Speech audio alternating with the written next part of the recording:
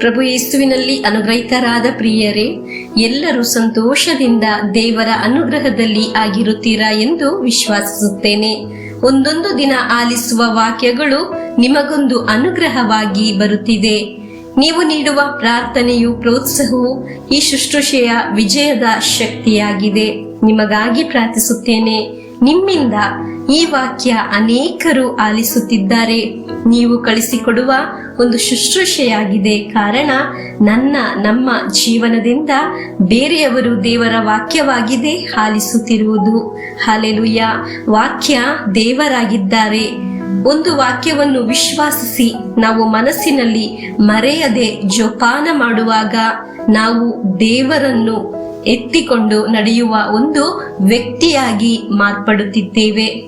ಇಂದು ಆಲಿಸುವ ದೇವರ ವಾಕ್ಯ ಮರೆಯದೆ ಆ ವಾಕ್ಯವನ್ನು ಆಲಿಸಿ ಮೆಲುಕು ಹಾಕಿ ನಡೆಯುವಾಗ ನಾವು ದೇವರನ್ನು ಎತ್ತುಕೊಂಡು ನಡೆಯುವ ವ್ಯಕ್ತಿಯಾಗಿ ಬದಲಾಗುತ್ತಿದ್ದೇವೆ. ಹಲ್ಲೆಲೂಯಾ.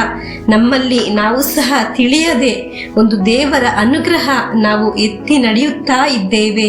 ಹಲ್ಲೆಲೂಯಾ. ಸಂತೋಷದಿಂದ ಆಗಿರೋಣ. ಒಳ್ಳೆಯ ಒಂದು ದೈವಾನುಗ್ರಹ ಇಂದು ಉಂಟಾಗಲಿ ಎಂದು ಪ್ರಾರ್ಥಿಸಿ ದೇವರ ವಾಕ್ಯವನ್ನು ಆಲಿಸೋಣ.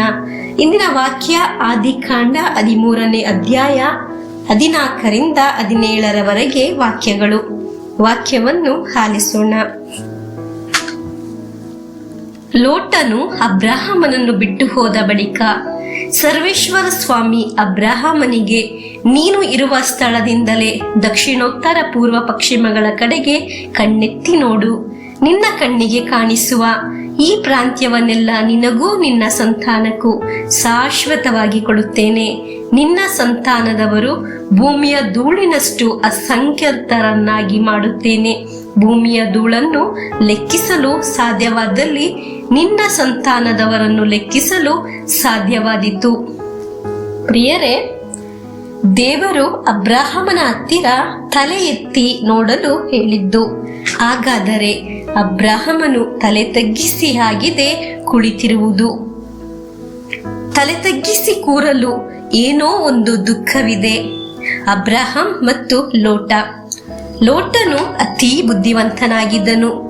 ಒಳ್ಳೆಯದಿರುವುದನ್ನೆಲ್ಲ ಎತ್ತಿಕೊಂಡು ಹೋದನು.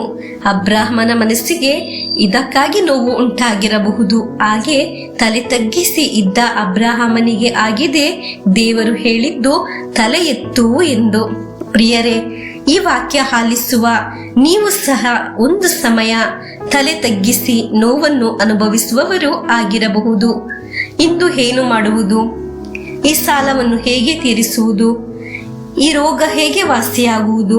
ಬ್ಯಾಂಕ್ಗೆ ದುಡ್ಡು ಕಟ್ಟಬೇಕು, ಏನು ಮಾಡುವುದು? ಪ್ರಿಯರೇ, ವಾಕ್ಯದಲ್ಲಿ ನಾವು ಆಲಿಸಿದ್ದೆವು 4 ದಿಕ್ಕಿಗೆ ತಲೆ ಎತ್ತಿ ನೋಡಲು.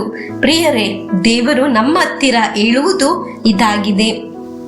ನಮ್ಮ ಸಮಸ್ಯೆಗಳು ಪರಿಹಾರವಾಗುವುದು ವಿಶ್ವಾಸದಲ್ಲಿ. ಆ ವಿಶ್ವಾಸದ ದಿಕ್ಕಿನಲ್ಲಿ ನಾವು ಕಾಣಬೇಕು. ಸುಮ್ಮನೆ ನೋಡಿದರೆ ಸುತ್ತ ಇರುವ ಮನೆಗಳು, ಮರಗಳು, ನಮ್ಮನ್ನು ಗೇಲಿ ಮಾಡುವವರು, ಅಪಹಾಸ್ಯ ಮಾಡುವವರು ಕಾಣುತ್ತಾರೆ. ಆದರೆ ನಮ್ಮ ಸಮಸ್ಯೆಗಳನ್ನು ಪರಿಹರಿಸಿ ಸಮಾಧಾನ ಸಿಗುವುದು ದೇವರಲ್ಲಿ ವಿಶ್ವಾಸಿಸಿ ಕಾಣುವಾಗ ನಾವು ಅನುಗ್ರಹಿಸಲ್ಪಡುತ್ತೇವೆ. ಅನುಗ್ರಹಿಸಲು ಕಾರಣವಾಗಲು ಸಾಧ್ಯವಾಗುತ್ತದೆ. ನಮ್ಮ ಜೀವನದಲ್ಲಿ ಒಂದು ಬಿಡುಗಡೆ ನಡೆಯುವುದು ಮನಸ್ಸಿನಲ್ಲಿ ವಿಶ್ವಾಸಿಸಿ ಪ್ರಾರ್ಥಿಸಬೇಕು. ವಿಶ್ವಾಸ ಎಂಬುದು ನಿರೀಕ್ಷಿಸುವುದು ಲಭಿಸುತ್ತದೆ ಎಂದು. ಪ್ರಿಯರೇ, ಅಬ್ರಹಾಮನ ಹತ್ತಿರ ದೇವರು ಮೊದಲು ಹೇಳಿದರು ತಲೆ ಎತ್ತು, 2ನೇ ಸಾರಿ ಹೇಳಿದರು ಎದ್ದೇಳಲು. ನಾವು ವಾಕ್ಯದಲ್ಲಿ ಆಲಿಸಿದ್ದೆವು. ಒಂದೊಂದು ವಾಕ್ಯ ಆಲಿಸುವಾಗ ಸ್ಟೆಪ್ ಬೈ ಸ್ಟೆಪ್ ಆಗಿ ಅನುಗ್ರಹಿಸುವ ದೇವರು ನಮಗೆ ಇದ್ದಾರೆ. ಹಲ್ಲೆಲೂಯಾ. ನಮ್ಮ ಹತ್ತಿರ ದೇವರು ಹೇಳುತ್ತಾರೆ, ಎದ್ದೇಳು. ಬೇಸರದಲ್ಲಿ ನೊಂದು ಕೂತಿರುವುದು ಸಾಕು ಎಂದು.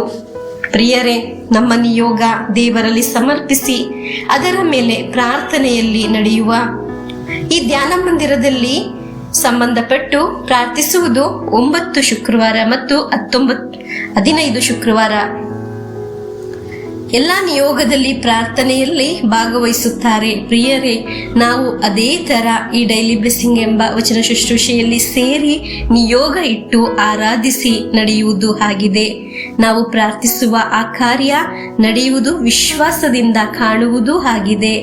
ಅದು ಅದ್ಭುತವಾಗುತ್ತದೆ ಎಂದು ಪವಿತ್ರ ಗ್ರಂಥ ಹೇಳುವುದು.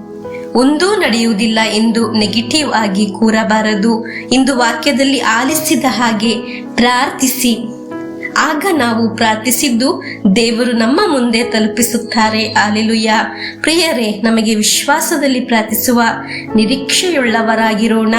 ನಮಗೆ ಪ್ರಭು ಯೇಸುವಿನ ಆಶೀರ್ವಾದವನ್ನು ಸ್ವೀಕರಿಸೋಣ. ನಮ್ಮ ಪ್ರಭು ಯೇಸುಕ್ರಿಸ್ತರ ವರಪ್ರಸಾದವು, ದೇವರ ಪ್ರೀತಿಯು, ಪವಿತ್ರಾತ್ಮರ ಅನ್ಯೋನ್ಯತೆಯು ನಮ್ಮೊಡನೆ ಇರಲಿ.